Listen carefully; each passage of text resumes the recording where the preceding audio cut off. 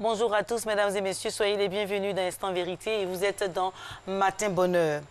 Grogne dans les universités. La CNEC, la Coordination nationale des enseignants du supérieur et des chercheurs, observe à partir de ce lundi un arrêt de travail d'une semaine, une grève qui sera reconduite si rien n'est fait, selon ces enseignants qui réclament entre autres des meilleures conditions de vie, de travail et un changement dans la gouvernance de l'université Félix Houphouët-Boigny de Cocody. Mais avant ce présent mouvement d'humeur, des discussions ont eu lieu entre les partis et ont abouti le 31 mars dernier à la fin d'une autre grève et à la libération du secrétaire général de la CNEC. Alors, que recherche exactement la CNEC en multipliant les grèves? Que se passe-t-il entre la CNEC et la présidence de l'université Félix Houphouët-Boigny de Cocody?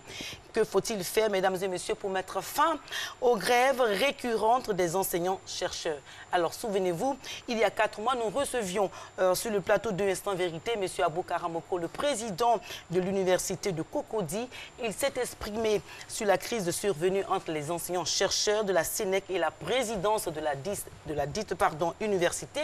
Il a expliqué ses motivations et ses choix.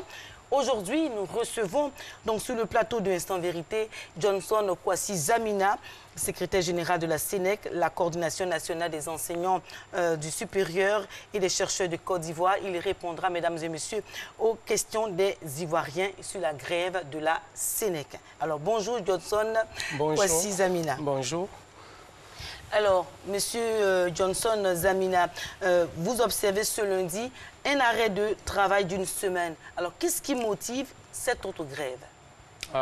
Une grève de plus qui vient tout juste montrer que nous ne sommes pas bien considérés dans les centres de recherche, dans les instituts, dans les grandes écoles et dans les universités publiques de Côte d'Ivoire. C'est la motivation? C'est votre motivation? Les motivations sont nombreuses et des 3 autres, c'est pour améliorer nos conditions de vie, nos conditions de travail et changer le mode de désignation de ceux qui nous dirigent comme président, recteur, directeurs généraux. D'accord. Alors, donc ce sont là en même temps vos différents points de revendication, ce que vous venez de dire. Voilà. Alors, vous êtes donc à la 2e grève pour l'année 2019. Alors, des revendications que vous avez citées à l'instant ont été des points de désaccord avec la présidence de l'université Félix Houphouët-Boigny de Cocody. Il s'agit notamment de la revalorisation des salaires, des primes de recherche et des heures complémentaires. Qu'en est-il exactement? Il faut recadrer un peu le débat parce que quand vous dites c'est avec l'université de Cocody, c'est presque toutes les universités qui ont ces problèmes et donc nous revendiquons auprès de l'État de Côte d'Ivoire. Bien. Voilà. Oui. Donc, et non à l'université Félix Houphouët-Boigny. D'accord. Mais l'université Félix Houphouët-Boigny a ses spécificités sur lesquelles peut-être nous pouvons revenir après. D'accord, donc parlons donc de vos points de revendication. La revalorisation des salaires, de la prime de recherche et des heures complémentaires. Expliquez-nous, de quoi s'agit-il exactement? Il s'agit d'améliorer nos salaires, nos primes de recherche. Voici une corporation qui commence à travailler après le doctorat. La première condition, c'est d'avoir le doctorat. Et quand vous regardez notre salaire, c'est misérable. Quand vous regardez nos primes de recherche, c'est également misérable. Alors que dans ce pays, il y a des gens qui n'arrivent pas à nos chevilles. Ce n'est pas une injure, mais il convient qu'on comprenne que ce sont nos élèves que nous enseignons par exemple à la fois à l'université et qui passent à l'ENA, que nous enseignons encore parce que l'ENA n'a pas d'enseignants en tant que tel. C'est nous qui allons faire les vacations à l'ENA et ils sortent. Ils ont 10 fois, 20 fois, 50 fois une prime. Mais il n'y a pas de comparaison en la matière. Ce sont les métiers que vous avez choisis. Oui, nous avons choisi. Et c'est pourquoi nous défendons nos droits maintenant. Voilà. Non, parce que ça peut être une erreur. Un État peut faire une erreur. Mais il convient que l'État reconnaisse que ceux qui sont acteurs des universités, des centres de recherche, des grandes écoles et je dirais, des universités sont d'un certain niveau et qu'il est temps de revenir à changer leurs conditions de vie et de travail. Alors, avec la présidence de l'université ou encore avec l'État de Côte d'Ivoire, comme vous l'avez si bien dit, il y a eu des points d'accrochage, des points d'achoppement. Ce sont les heures complémentaires. Alors, je vais poser une question très directe ce matin. Les Ivoiriens veulent savoir, est-ce qu'on comptabilise, ou on calcule les heures complémentaires sur la base des heures effectuées ou bien sur la base des heures programmées? Il y a des heures programmées, mais on calcule sur la base des heures effectuées. C'est ce que nous avons toujours dit. Le problème n'est pas là. Celui qui vient vous dire que nous revendiquons des heures non effectuées, c'est faux. Non. Nous faisons des heures et il se trouve que c'est à la fin qu'un autre bréviaire qui n'est pas à la hauteur, enfin, qui n'est pas conventionnel, est créé par nos dirigeants et que nous ne savons pas. C'est à la fin que nous nous rendons compte que nous avons été trompés par... vous avez été trompé comment? Expliquez-nous. Nous sommes là devant les Ivoiriens. Oui. Vous avez été trompé comment? Comme toute situation, oui. Quand vous travaillez, il y a des conditions et vous les acceptez ou pas. Dans les universités, il y a un bréviaire. Le bréviaire, c'est le mode de calcul des heures complémentaires. Comment ça Nous se faisons les heures. Les heures sont faites en fonction de l'emploi du temps. Quand nous finissons, on comptabilise. Et quand c'est comptabilisé, c'est en fonction des heures effectuées. Et ce sont ces heures-là qu'on calcule. Quand on a fini de calculer, il y a ce qu'on appelle la taille des groupes de TD. Soit la taille, c'est 30 étudiants, c'est multiplié par 1. À partir de 36 étudiants, 1,50. À partir de 51 étudiants, ça fait multiplié par 2. Tiens. Donc, alors, si nous faisons par exemple 2 heures pour 51 étudiants au moins, c'est multiplié par 2, donc ça fait 4 heures. C'est la somme de tout ça en fin de saison qu'on comptabilise et affecté au coefficient des grades. D'accord. Les assistants ont par exemple 5 532 francs, les maîtres assistants 6 294 francs et les professeurs titulaires 7 772 francs. D'accord. Alors, combien d'heures? Je vais poser des questions vraiment très simples pour qu'on puisse faire le calcul ensemble. Alors, combien d'heures un enseignant-chercheur doit-il à l'État? Il n'y a pas de quota en tant que tel. Et si on tenait compte de Comment ça ne peut pas avoir de quota? Non, j'arrive. Combien? C'est à l'État, il faut demander combien d'étudiants il a affecté, il a orienté dans un département. Je prends le cas simple pour que vous compreniez, le cas simple du département de communication. Voici un petit département où les gens entraient à partir de la licence. Maintenant, c'est à partir de la première année jusqu'au doctorat. Et l'État envoie au moins 1600 étudiants chaque année, avec seulement 24 étudiants. Les 1600, ça, c'est seulement première année. Parce qu'en fait, je posais la question, s'il vous plaît, on ne va pas s'éterniser sur les calculs. Hein. Voilà. Mais il y a une question très simple. C'est-à-dire que si vous connaissez le nombre d'heures que vous devez à l'État, vous pouvez déduire ce nombre-là des Justement, heures on ne vous explique pas assez. Je suis là pour l'expliquer aujourd'hui. C'est que les heures-là, d'emblée, nous ne savons pas combien d'heures. C'est en fonction de la taille des départements, c'est en fonction de la taille des groupes de TD et des CEM que nous faisons. D'accord. Et tout ça, quand nous finissons, et nous, par exemple en anglais, je suis en anglais, nous faisons d'autres cours en dehors du département d'anglais. C'est tout ça qu'on comptabilise et qui devient un complémentaire de l'année. C'est pour cela que c'est difficile de savoir comment des enseignants-chercheurs peuvent se retrouver avec 1000, 2000 heures complémentaires. C'est même peu. Et pour des raisons que l'État même n'ayant pas... Mais c'est normal de savoir... C'est normal, monsieur, de savoir le nombre d'heures que vous devez à l'État. Ou non, chacun sait ce qu'il doit. Moi, je suis par exemple des rangs A, je dois... Anciennement, je devais 125 heures. Maintenant, la loi a changé, c'est 150 heures. Ça, on le sait. C'est quand on fait la déduction. Les rangs B, c'est-à-dire ceux qu'on appelle docteurs, doivent 200 heures, devaient 200 heures, maintenant 240 heures. Et le problème n'est pas là. Le problème se situe à quel niveau? Le problème se situe au fait que quand nous finissons les cours, il y a un règlement qu'on appelle le bréviaire. Et c'est ce bréviaire qui n'a pas été respecté. Et c'est ce bréviaire-là qui permet de calculer les heures complémentaires. C'est le mode de calcul que chacun connaît, que toutes les conventions universitaires appliquent. Voilà. Et qui n'a pas été respecté. Comment n'a-t-il pas été respecté? Voilà où on devrait commencer. Oui, allez-y. C'est que quand nous avions fini les heures, Monsieur le Président Abo Karamoko a créé un autre bréviaire indépendamment du premier et c'est vers la fin que nous nous sommes rendus compte de ça. Vous n'avez pas été associé. Nous n'avons jamais été associés à ça. Vous êtes sûr? Nous l'avons interrogé. Nous l'avons interrogé sur ce plateau. Je dis que nous n'avons jamais été... Je l'ai déjà dit sur ce plateau ici que je voudrais un débat face à face avec lui. Oui, avec toutes les preuves que j'ai déjà.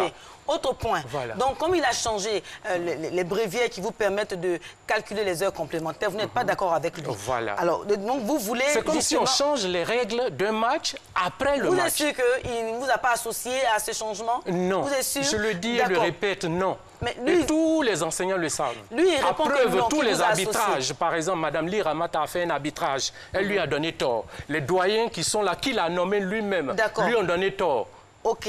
Alors, donc c'est lui le changement dans la gouvernance de l'université vient de cette situation. Voilà, le mode de désignation de nos patrons, il fallait changer. Parce que si nous votons nous-mêmes, un enseignant qui devient notre patron, il nous est rédévable. Mais c'est parce qu'en fait, il ne fait pas ce que vous voulez. C'est cela. Vous voulez un président d'université qui fait ce que vous voulez. En fait, ce n'est pas à nous de choisir véritablement, puisque l'État dit maintenant qu'il nomme. Donc, autant qu'il nomme, qu'il tienne compte du fait que celui qui vient nous diriger, les règles étant déjà établies, qu'il les respecte. Est l'un des vôtres.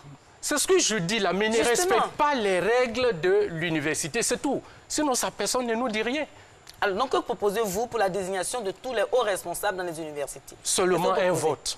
Pour que ceux-là que nous allons voter nous soient rédévables. Vous proposez qu'ils soient élus. Et non aller prendre des instructions au plateau, au palais présidentiel, à la primature, venir nous les appliquer. C'est ce que nous ne voulons pas. Nous voulons un vote maintenant pour qu'il y ait la paix à l'université. Alors, quand la CNEC, la Coordination nationale des enseignants-chercheurs du supérieur, a-t-elle été créée? Quand? Le 14 mars 2006 officiellement, sinon de façon nocturne, 3 mois avant le 14 mars 2006, donc, nous avions travaillé. En 2006, voilà. En retournant 2006. Alors, quel est le nombre de grèves observées depuis la création de ce... Une pléthore de grèves. Une pléthore de grèves. Et pour le fait que l'État lui-même ne nous prend pas en considération. D'accord. Peut-être ça dépend aussi de comment vous vous présentez à l'État. On constate que... vos grèves sont répétitives et donc on ne peut même pas les compter, comme vous l'avez dit, on ne peut pas les comptabiliser. Est-ce qu'on peut savoir les résultats obtenus au fil de vos revendications? Le seul petit changement qu'on peut, il y a eu 2 fois changement de prime de recherche. D'accord. Il y a eu en 2006, le 26 juin 2006, au palais présidentiel, un changement. La prime de recherche était à 150 000 francs l'année. Ça a changé. L'assistant devrait gagner maintenant... Donc, autrement dit, vous avez eu de petits succès. Oui. De petits succès. Oui. Alors, la question que je vais vous poser, si donc les résultats que vous obtenez au fil des revendications sont minces, alors vous ne pensez pas qu'il est opportun de changer la façon de revendiquer? Et comment? La méthode? Non, c'est à vous de savoir. Vous êtes enseignant-chercheur. On n'a pas vous asseoir, réfléchir, pour penser à la façon, parce qu'on ne peut pas faire de 2006 à maintenant, on ne peut pas multiplier les grèves à vie et puis ne rien obtenir. Ça, vous convenez avec moi que c'est aussi une réalité? Ça dépend de celui qui est en face. Mais ça dépend de vos méthodes aussi de revendication, peut-être. On n'a pas autre méthode que d'émettre des préavis. Le préavis consiste à dire à l'État que des gens sont prêts à aller en grève. Donc, il convient que l'État lui-même se charge de les rencontrer et discuter. Et si ce n'est pas le cas, dans un pays moderne, c'est comme ça que les choses fonctionnent. Quelle est la méthode de grève que vous observez habituellement? Habituellement, c'est ce que je suis en train de dire. Quelle est la méthode? Nous allons d'abord à l'AG. L'AG décide qu'on aille en grève. Après ça, nous émettons ce qu'on appelle un préavis de grève qui expire après 6 jours francs. Et puis, si l'État n'a pas réagi, nous allons en grève, nous informons tout le monde qu'il y a grève. Alors, si l'État n'a pas réagi, mais si la présidente de l'université n'a pas réagi, vous passez à quelle autre étape? Est-ce que vous rencontrez le Premier ministre? Est-ce que vous rencontrez? Vous allez à toutes les étapes jusqu'au Non, nous n'avons pas ce temps. L'école, c'est un programme. Pas ce temps. Nous n'avons pas ce temps d'aller à la primature. Nous sommes dans un État. L'université est publique. Dès lors que nous émettons un préavis, le préavis va jusqu'au ministère de l'Enseignement supérieur, va jusqu'à la primature, va jusqu'à, comment on appelle ça, dans les différentes universités. Alors, l'État, son rôle, c'est de réagir, dit de quoi s'agit-il? Venez, on va discuter. Dans un pays normal, après 2 jours d'arrêt ou après un préavis émis, on doit appeler pour discuter. Voilà le problème qu'on a en Côte d'Ivoire. Vous dites que nous répétons les grèves, c'est parce qu'il n'y a pas d'interlocuteur crédible devant nous. Voilà le problème que nous avons. C'est ce que je constate depuis 2006. Sinon, on ne serait pas en train de répéter les grèves. Vos méthodes de revendication ont été décriées. Actes de vandalisme des biens de l'État, prise en otage des membres du conseil de l'université. Ceux qui le disent, qui le dit, dites-moi son nom, qui le dit? Non, la question est... Et ceux qui le disent manquent d'informations, et manquent de méthodes, manquent de réactions vis-à-vis des réalités des universités de Côte d'Ivoire. Il ne s'agit pas de personnaliser le débat. Oui. Il s'agit de répondre aux Ivoiriens qui vous regardent. Oui, je suis en train de répondre aux Ivoiriens. Voilà. Je suis dans la clarté, donc je parle haut et fort pour dire que ceux qui le disent, généralement, on nous parle d'accointance politique, de violence. C'est parce qu'il manque d'arguments. Moi, je ne vous parle pas d'accointance politique. Là, je vous dis acte de vandalisme sur les biens de l'État, prise en otage des membres du conseil de l'université. Justement, je vais répondre. Ceux qui le disent là, est-ce qu'ils peuvent nous donner un seul impact, une seule influence d'une certaine violence exercée par la Sénèque? Vous ne reconnaissez pas. Nous ne reconnaissons pas. Nous n'avons jamais été violents. De revendication. Rien du tout. Nous ne reconnaissons pas. Vous n'avez jamais été violent. Nous n'avons jamais été violents. Nous disons une chose, nous discutons. Monsieur Johnson Zamina, c'est ce que je dis. Vous admettez on n'a jamais été violent. Qu'on nous montre les impacts de notre violence. Parce que quand on dit quelqu'un est violent, est-ce que la Sénèque a une fois tué un enseignant, blessé un enseignant? Dites le nom de ce dernier. Un étudiant blessé par l'enseignant. Comment on appelle ça? Un amphi ou une salle de classe brûlée par un banc brûlé par la Sénèque. Quand on fait sortir un véhicule cassé par la Sénèque. On interrompt le cours, on fait sortir les étudiants. On n'a pas interrompu de cours. Nous sommes organisés, nous sommes assez intelligents. Nous allons vers nos amis qui sont appelés enseignants, pour leur dire, comme tout le monde n'est pas dans notre base de données, nous passons, leur dire, messieurs, mesdames, on est en grève. Il y en a qui continuent leur cours, nous les laissons. Il y en a qui arrêtent immédiatement. Si c'est ça la violence, c'est que vraiment, on n'a rien à dire contre nous. Par contre, l'État lui-même qui est violent, il n'en parle pas. Non, quand l'État ne respecte pas les clauses, qu'il s'est lui-même prescrit, l'État vient pour mettre de l'ordre, parce que quand même, un État dans lequel il n'y a pas d'ordre... Mais l'État lui-même est désordonné. C'est ce que je suis en train de dire. L'État est désordonné en Côte d'Ivoire, il faut le comprendre. L'État est désordonné, je le dis et le répète. L'État est désordonné, je le dis et je tout le... Si vous me le laissez, je vais vous faire la démonstration. Je vais vous faire la démonstration que l'État est désordonné en Côte d'Ivoire. Je le dis et le répète. Et je pèse bien mes mots. L'État est désordonné, je le dis et le répète. Si l'État n'était pas désordonné, on n'aurait pas de tels problèmes à l'université. Après, vous venez de dire que nous répétont les grèves. Pourquoi nous répétons? C'est le désordre de l'État qui s'illustre dans nos grèves. S'il vous plaît, M. Zamina, je suis en train de vous faire comprendre. Je vous pose des questions que les Ivoiriens m'ont demandé de vous poser. Oui. Pour vous emmener à comprendre que peut-être que si, depuis le gouvernement ou encore l'État ne vous écoute pas, ou bien s'il n'y a pas peut-être de résultats probants eu égard à vos revendications, peut-être c'est parce que la méthode de revendication doit changer. Voilà les questions que moi je vous pose. Je peux aussi dire que la méthode est partie de quelque part, un jour. Et quand ça n'a pas changé, il faut aussi changer de méthode. Mais je ne vous demande pas de dire des choses qui n'ont pas lieu d'être, s'il vous plaît. Un autre point. Les cours et examens dans les universités patinent à cause des grèves récurrentes. Pas à cause des grèves, mais à cause de la désorganisation des universités, de la gouvernance des universités. Laissez-moi vous poser la question alors. Laissez-moi vous poser une question. Oui, j'ai déjà compris la question, c'est pourquoi je vous dévance. Je suis du milieu, je maîtrise bien l'université. S'il vous plaît, qu'est-ce que vous devez faire en tant qu'enseignant? Nous partons avec cette autre grève que vous avez commencée aujourd'hui. On risque de rentrer dans un tourbillon d'années blanches. Alors, vous, en tant qu'enseignant, quelle est votre responsabilité? C'est la question que je pose. Avant notre responsabilité, voilà, les Ivoiriens veulent le savoir. Avant notre responsabilité, nous sommes d'abord dans un État. L'État est responsable de ce qui se passe dans les universités. Quand vous me voyez, je peux dire, l'un des mieux, des muets dans la famille. Je veux dire quoi? Mais pourquoi quand je suis à l'université, je deviens lion? C'est parce que j'ai avalé beaucoup de frustration. Voilà un pays dans lequel où un enseignant n'a rien fait et puis on l'emprisonne. Ça, vous n'en parlez pas, vous me parlez de violence. Non, mais je vous ai dit, je vous ai dit. Vous n'avez rien fait. Voilà des gens qui sont violents de nature, qui nous gouverne avec cette violence à l'université et vous ne voulez pas... Répondez à la question. La question, c'est quoi? Répondez à la question. Je vous ai demandé quelle est la responsabilité de l'enseignant que vous représentez, que vous êtes dans la perspective que cette grève-là peut entraîner éventuellement un tourbillon d'années blanches. Voilà la question que j'ai posée, M. Zamina. Vous répondez à cette question-là? Oui. Je pense que nous sommes à une étape de l'évolution historique de notre pays telle que nous devons établir des rapports entre nous, enseignants, et nos autorités, de nature à situer les responsabilités face à la question que vous posez. Laissez la responsabilité de l'État. Au moment opportun, on aura peut-être l'occasion de rencontrer ici. Vous êtes là aujourd'hui ici, Je suis là.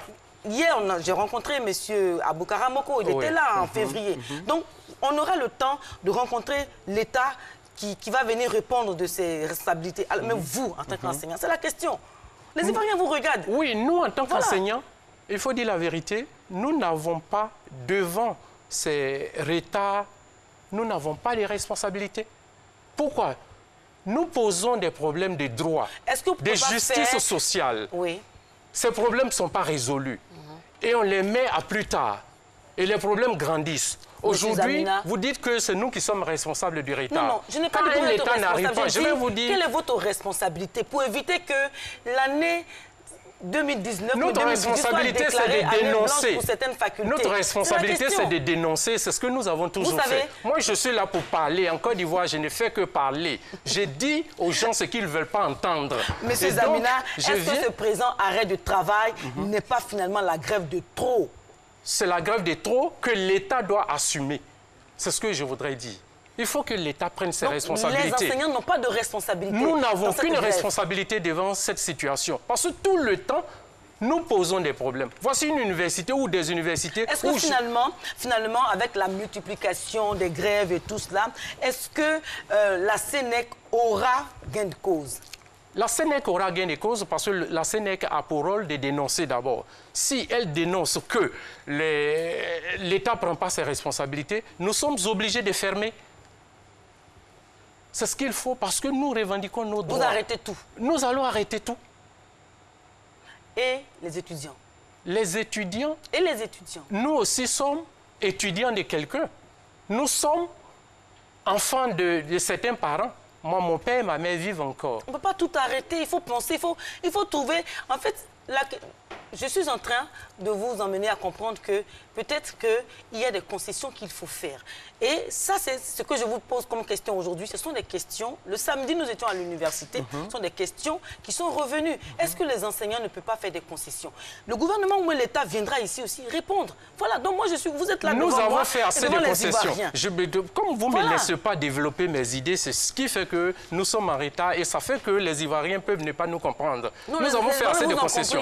La dernière fois, par exemple, nous avons donné 2 semaines s'il n'y a pas de réaction. Nous voici à 2 mois. C'est une forme de patriotisme pour nous. Nous avons assez donné. Nous allons au cours, nous sommes mal payés, les primes ne sont pas versées à temps et tout ça.